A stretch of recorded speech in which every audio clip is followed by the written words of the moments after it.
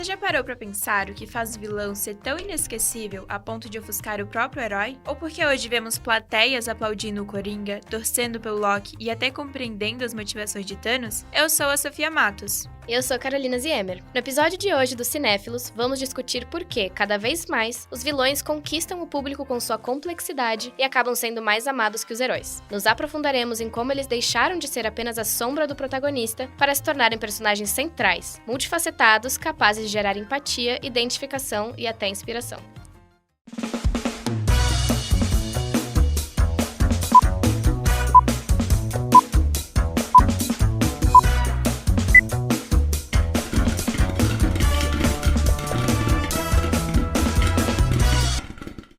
Por que está tão sério? Enfiou a lâmina na minha boca.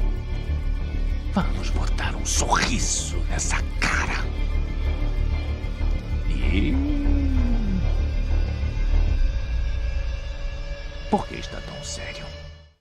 Estamos acostumados a ver filmes de super-heróis há mais de 2 décadas. O cinema mundial foi dominado por esse gênero, dos universos da Marvel aos da DC. Mas pouco a pouco, o público começou a perceber que os personagens mais fascinantes não eram necessariamente os heróis. O Coringa é um ótimo exemplo disso. O vilão que deixou de ser apenas o antagonista do Batman para se tornar um símbolo cultural. Thanos, em A Guerra Infinita, assumiu a posição de protagonista. Toda a narrativa gira em torno da jornada dele. Killmonger, em Pantera Negra, trouxe reflexões profundas sobre desigualdade racial e colonialismo. E até personagens ambíguos, como Wanda, em WandaVision, mostram que as fronteiras entre heroísmo e vilania estão cada vez mais borradas. Essa mudança reflete uma demanda do público. Histórias menos maniqueístas e mais complexas. Heróis perfeitos já não são tão cativantes quanto vilões que carregam traumas, contradições e dilemas morais. O Cinéfilos traz Ana Carvalho, criadora de conteúdo de cultura pop e livros, para discutir um pouco mais sobre o assunto. Ela conversou sobre como tantos vilões acabam sendo mais amados que os heróis. Será que é só pelo carisma ou existe uma mudança maior na forma como o cinema e a sociedade enxergam esses personagens?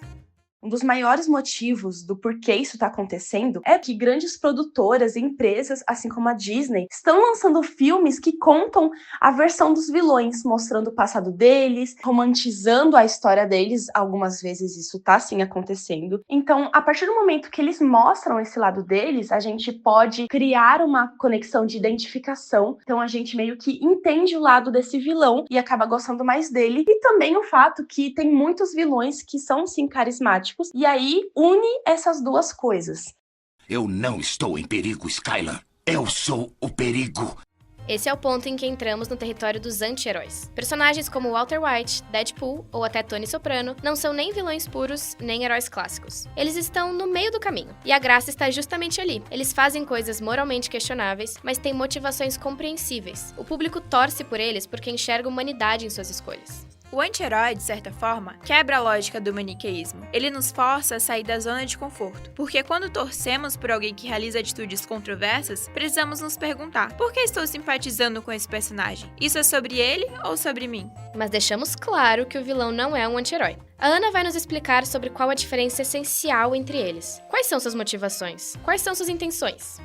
A grande diferença entre um anti-herói e um vilão são as motivações. Então, o anti-herói, ele tem motivações boas, em grande parte ele tem o coração bom também, as intenções, os objetivos são bons, enquanto o vilão, as intenções dele são más, maléficas, ele não tem objetivos bons e ele quer realmente prejudicar e fazer o mal. A Ana também conta pra gente sobre um vilão que a marcou como espectadora. Aquele que fez ela pensar: uau, eu entendo essa pessoa, mesmo ela sendo o mal da história. Com certeza foi o Voldemort de Harry Potter, eu sou muito fã desde pequena. E assim, eu comecei a assistir Harry Potter com 7 anos de idade, eu nem tinha noção ainda das coisas, mas eu sempre temi muito ele. E ele é um dos maiores exemplos de vilões, né, não anti-heróis, porque ele não teve um passado de sofrimento, ele sempre foi mal. E ali em Harry Potter a gente tem muito essa dualidade de dois extremos. O Harry é 100% um herói, ele segue a jornada do herói, e o Voldemort é 100% um vilão. É totalmente o estereótipo desses dois lados. Ela trouxe um exemplo muito interessante de maniqueísmo clássico. O herói é 100% do bem e o vilão é 100% do mal. Mas nas histórias cinematográficas também somos apresentados a vários outros vilões que não são apenas maus. Eles são complexos e apresentam muitas camadas. Sim, e quando pensamos em vilões como o Killmonger em Pantera Negra ou Thanos em Vingadores, percebemos que eles não surgem do nada. Eles têm motivações que fazem sentido dentro do contexto deles. A gente pode discordar dos métodos, mas entende as causas. E esse talvez seja o segredo do porquê eles estão conquistando tanto espaço hoje. O público não quer mais personagens rasos, quer ver profundidade, contradição, quer ser provocado. E nada faz isso melhor do que um vilão bem escrito. No fim das contas, vilões e anti-heróis não são só obstáculos para o herói. Eles são reflexos da nossa própria condição humana, cheia de falhas, mas também de escolhas e de desejos que nem sempre cabem dentro da ideia de certo e errado.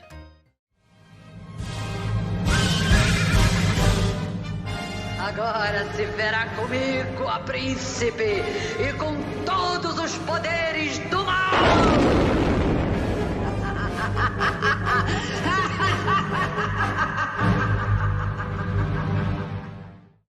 Nos últimos anos, Hollywood começou a revisitar alguns vilões clássicos. Malévola, que antes era apenas a bruxa má, ganhou uma narrativa de origem, marcada por traumas e escolhas difíceis. O mesmo aconteceu com a Cruella, que deixou de ser apenas a vilã obcecada por casacos de pele e virou uma jovem criativa, rebelde e marginalizada. Esse movimento de revisitação e humanização mostra que o público quer entender não só o quê, mas o porquê da vilania. A grande questão é, até que ponto essa humanização aprofunda a narrativa ou corre o risco de ofuscar a maldade? Será que transformar vilões em protagonistas empáticos tira deles o impacto de serem o oposto do herói? Ana nos contou como ela enxerga essas revisitações dos vilões. Será que elas trazem profundidade ou podem acabar suavizando demais personagens que deveriam ser cruéis?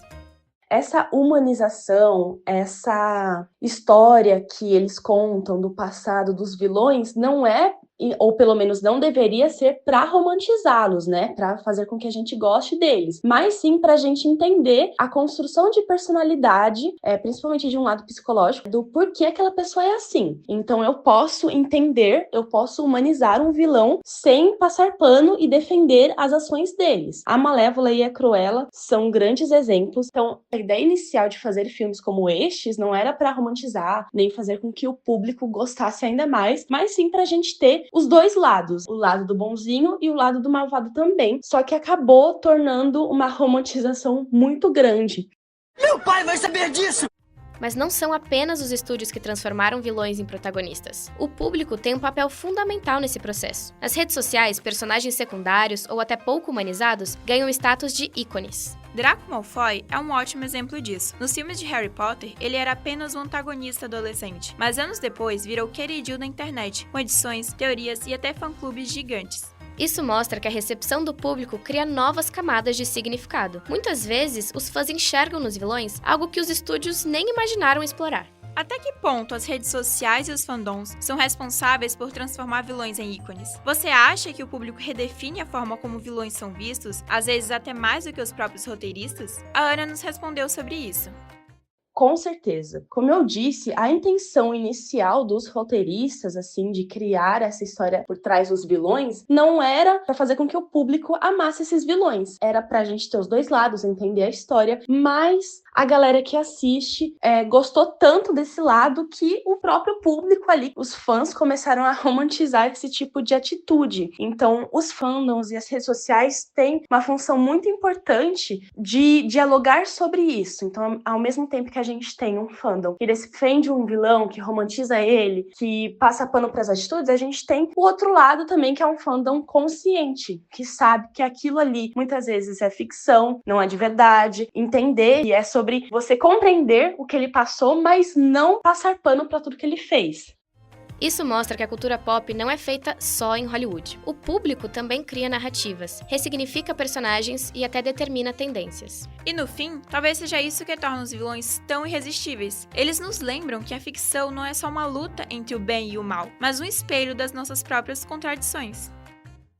Nós, Carolina Ziemer, E Sofia Matos. fizemos a apuração, o roteiro e a narração desse podcast sob a direção de Clara Viterbo, Letícia Yamakami e Maria Oliveira, diretoras de Cinéfilos, e de Isabela Narras, diretora do audiovisual. Esse episódio utilizou áudios de Batman Cavaleiro das Trevas, Breaking Bad, Malévola e Harry Potter. Muito obrigada por acompanhar mais um episódio. Até a próxima!